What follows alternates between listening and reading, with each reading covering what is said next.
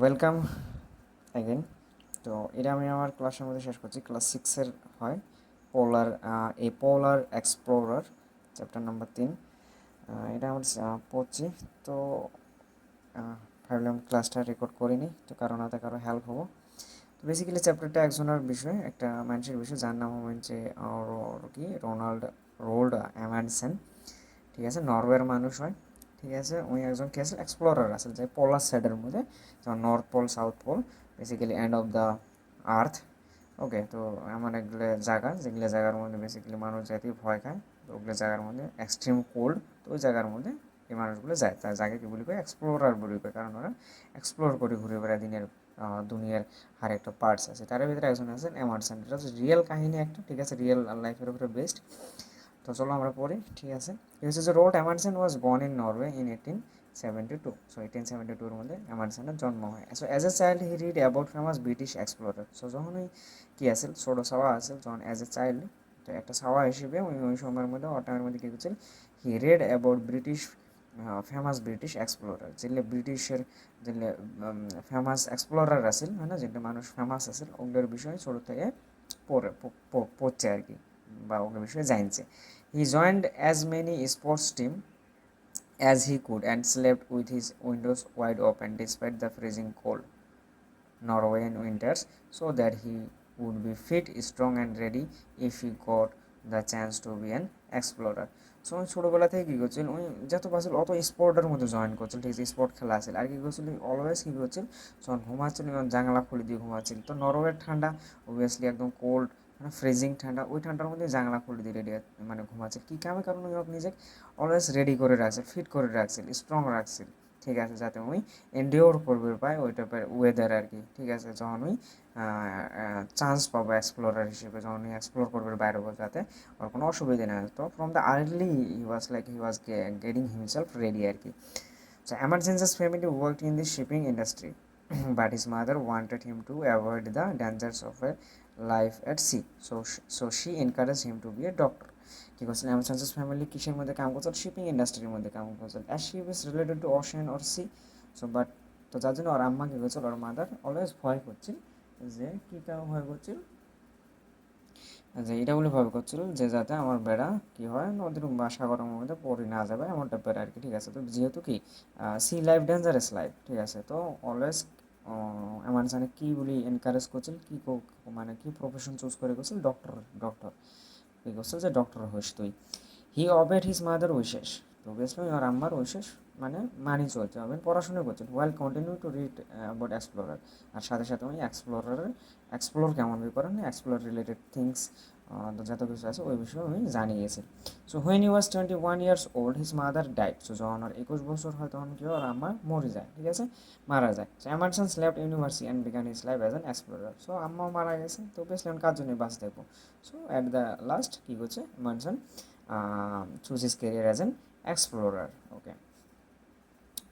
Some of the Amundsen's achievements, কিছু ওর achievement দিয়েছে, যে যেমন তার ভিতরে কী হয়েছে, যে ফার্স্টে হচ্ছে he was the first to pass through the north west passes in the Arctic ocean. So Arctic অশনের মধ্যে যেটা নর্থ ওয়েস্ট পাসেসের মধ্যে, ওই পাক দিয়ে উনিও প্রথম মানুষ যাই ক্রস করছিল, পাস হয়েছিল। He was in the first expedition to reach the south pole on 14 December 1911।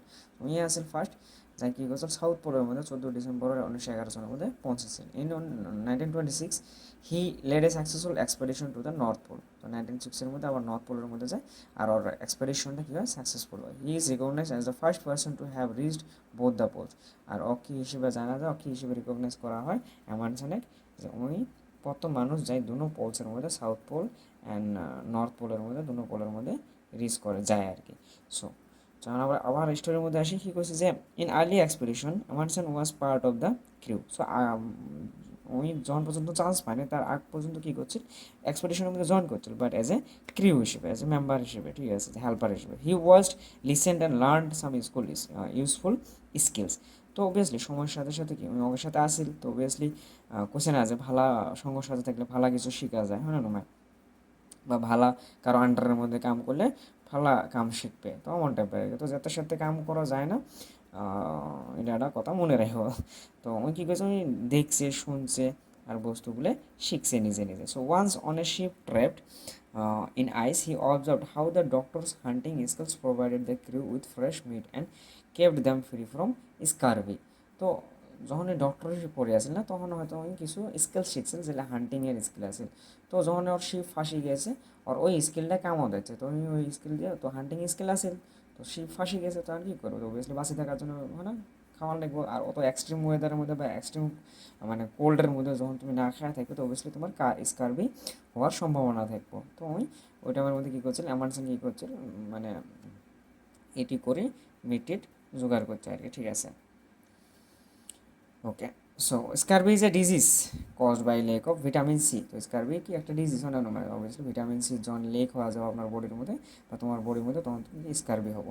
So it can lead to illness, loss of teeth and death from bleeding. আর ওটার সবচেয়ে ডেঞ্জারাস কনসিকুয়েন্সেস কি, যে অসুস্থতা ফেলেও দাঁত পড়ে যাবো আর কি, লাস্টের সময় মরবে ব্লিডিং হতে হতে। So when he was 28 years old, যখন এমারসন 28 years old হলো, Emerson became the leader of expeditions with his own ship জোয়া। তো ওর একটা শিপ আছে যেটা জোয়া আছে, আর উনি নিজের একটা এক্সপেডিশনের দল তৈরি করলো আর উনি ওই দলের লিডার হলো। The ship is still on display at the Fram museum in Oslo, Fram museum in Oslo. So অসলোর মধ্যে স্টিল ফ্রেম নামের মিউজিয়ামের মধ্যে ওর শিপটা, এই জোয়া শিপটা স্টিল কী করা আছে, ডিসপ্লে করা আছে। এটা ওপেন শেখায় এমারসন। ওকে ওকে, তো নেক্সট আমার পরে কী কইছি যে from 1930 from 1903 to 1906 Emerson took a crew of 6 men on Joa and on an expedition to find the road through the northwest passes.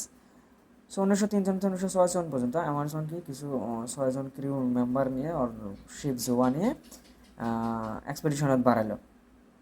কিসের এক্সপেডিশন? নর্থ ওয়েস্ট সাইডের মধ্যে যাওয়ার জন্য, নর্থ ওয়েস্ট পোলের মধ্যে যাওয়ার জন্য রোড খোঁজার জন্য বাইর হলো।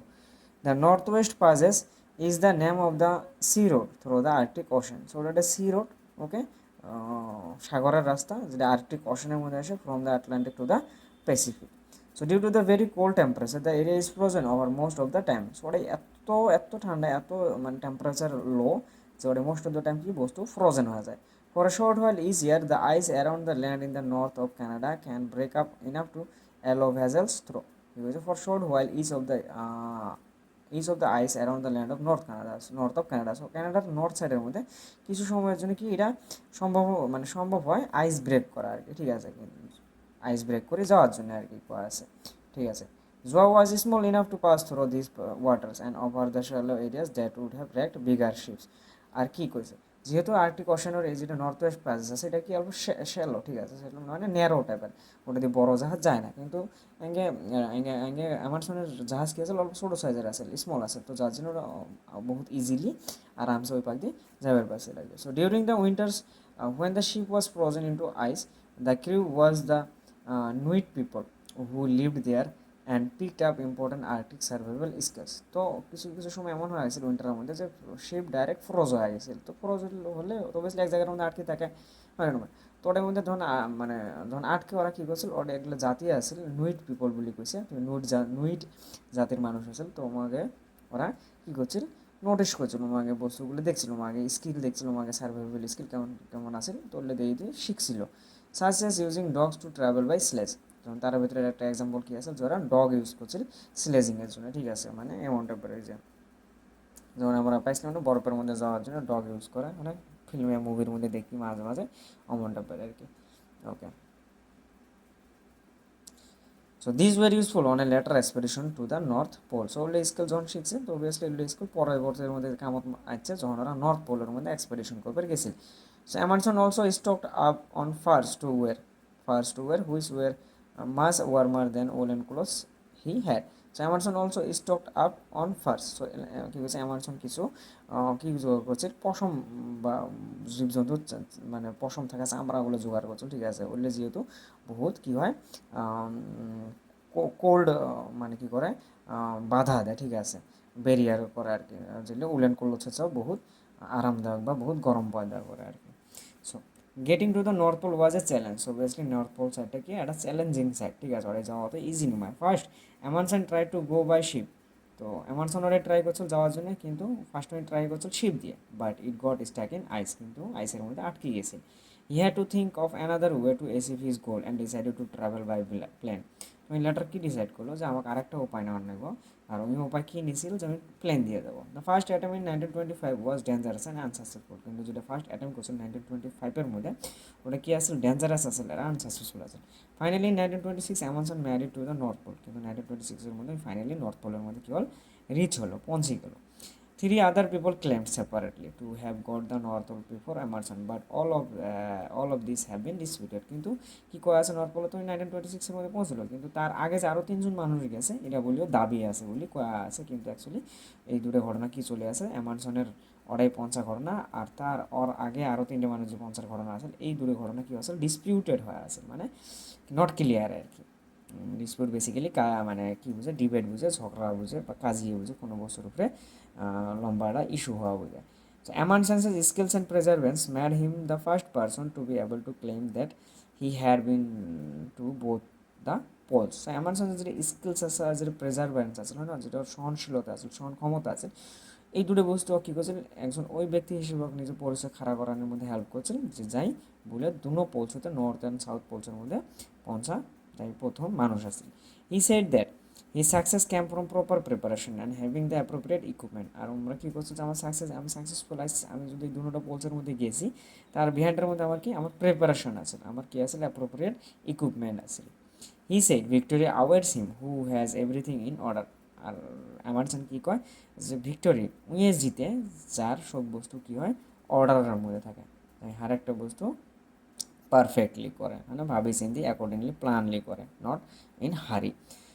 So Amundsen wrote about his experiences in his autobiography, My Life as an Explorer. So ওর যে এক্সপিরিয়েন্স আছে অ্যাজ এ এক্সপ্লোরার হিসেবে, আর ওর যে এক্সপেডিশন করছেন ওগুলো সবগুলোর বিষয়ে আর একটা অটোবায়োগ্রাফি আছে, মানে যাই নিজের বিষয়ে লেখে কোনো কিছু, আর ওই বুকটার নাম হয় কি, অটোবায়োগ্রাফি বলি ওই বুকটা।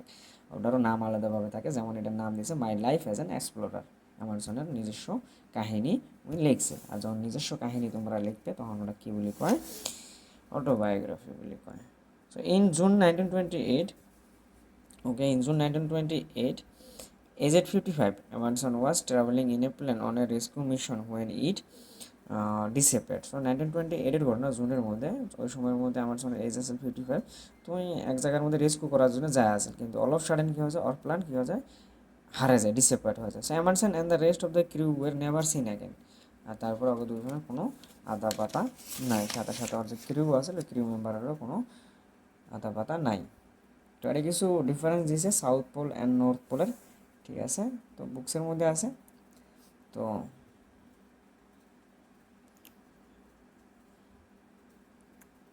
এটা আমরা পড়ে নিই যে কী করছে, সাউথ পোলের মধ্যে কী হয় যে on the continent of Antarctica, south pole করে এসে অ্যান্টার্কটিকার মধ্যে এসে 13,000 কিলোমিটার ফ্রম দ্য সি, আর নর্থ পোল করে এসে আর্কটিক ওশানের মধ্যে এসে, ঠিক আছে।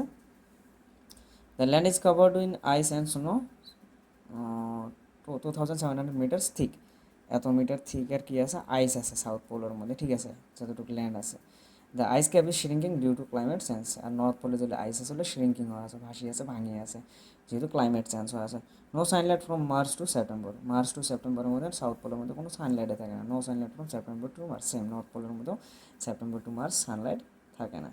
The sun stays on the horizon from September to March, sun north south পোলের মধ্যে কেমন থাকে, হরিজনের মধ্যে, হরিজন স্টাইলের মধ্যে থাকে। The sun rises in March and sets in September. আর নর্থ পোলের মধ্যে সান উঠে মার্চের মধ্যে, ডুবে কখন, সেপ্টেম্বরের মধ্যে। No native plants or animals, south পোলের মধ্যে কোনো প্লান্টস, কোনো অ্যানিমালস নেই।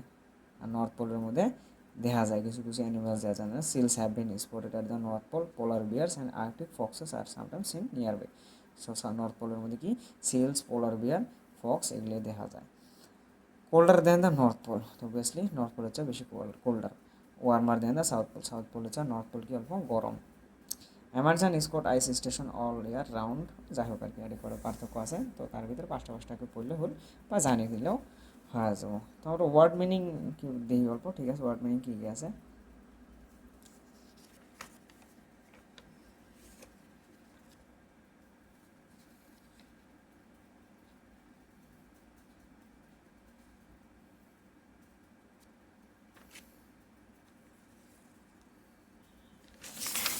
ঠিক আছে, থ্যাংক ইউ।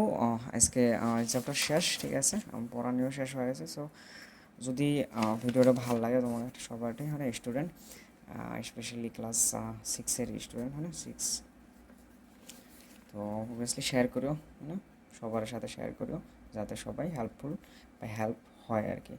তো ভালো লাগলে সাবস্ক্রাইব করিও, subscribe in the sense follow করিও, চ্যানেলটাকে শেয়ার করিও, মানে